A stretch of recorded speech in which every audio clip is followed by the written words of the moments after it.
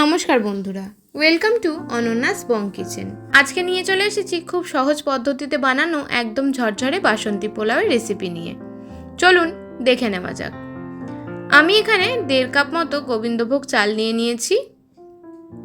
চালটাকে 2 থেকে 3 বার খুব ভালোভাবে জল দিয়ে ধুয়ে নেব।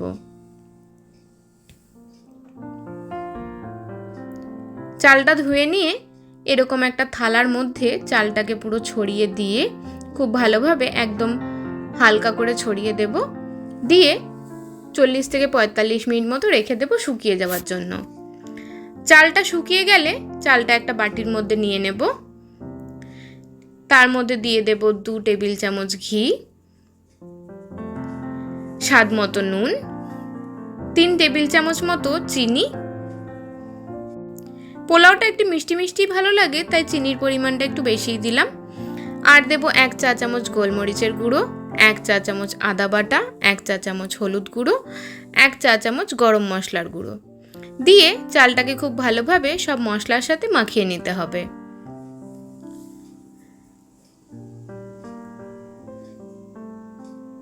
চালটা মশলার সাথে মাখিয়ে রেখে দেব আধা ঘন্টা মতো।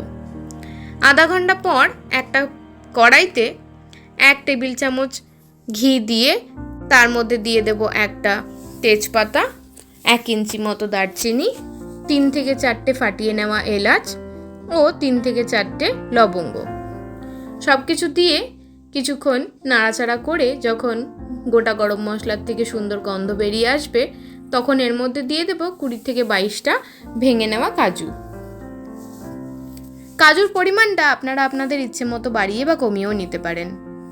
কাজুটা খুব ভালোভাবে ভেজে নেওয়া হয়ে যাওয়ার পর এর মধ্যে দিয়ে দেব অল্প কিশমিশ। কিশমিশটা দিয়েও 1 থেকে 1.5 মিনিট মতো ভেজে নিয়ে এর মধ্যে চালটা দিয়ে দেব। চালটা দিয়ে চালটাকেও 2 থেকে 3 মিনিট লো টু মিডিয়াম ফ্লেমে ভেজে নেব। এরপর এর মধ্যে দিয়ে দেব গরম জল। যতটুকু চাল নিয়েছিলাম তার দ্বিগুণ পরিমাণ গরম জল দিয়ে দেব। আমি এখানে যেহেতু 1.5 কাপ মতো চাল নিয়েছিলাম, তাই 3 কাপ গরম জল দিয়ে নিলাম।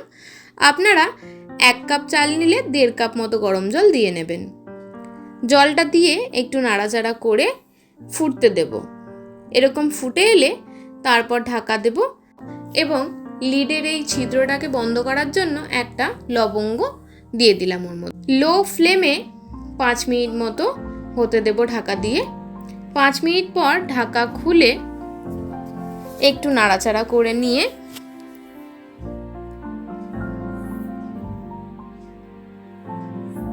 আবারও ঢাকা দিয়ে রেখে দেব 5 মিনিট মতো। 5 মিনিট পর ঢাকা খুলে দেখুন জলটা বেশ শুকিয়ে এসছে। এই পর্যায়ে গ্যাস বন্ধ করে দেব। গ্যাস অফ করে ঢাকা দিয়ে রেখে দেব আরও 5 মিনিট মতো। তারপর ঢাকা খুলে প্লেটে সাজিয়ে পরিবেশন করুন একদম ঝরঝরে বাসন্তী পোলাও। আজকের রেসিপিটি কেমন লাগলো আমায় অবশ্যই কমেন্টে জানাবেন।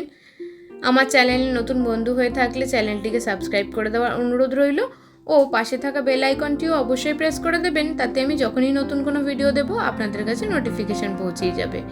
আজকে এই পর্যন্তই, ধন্যবাদ।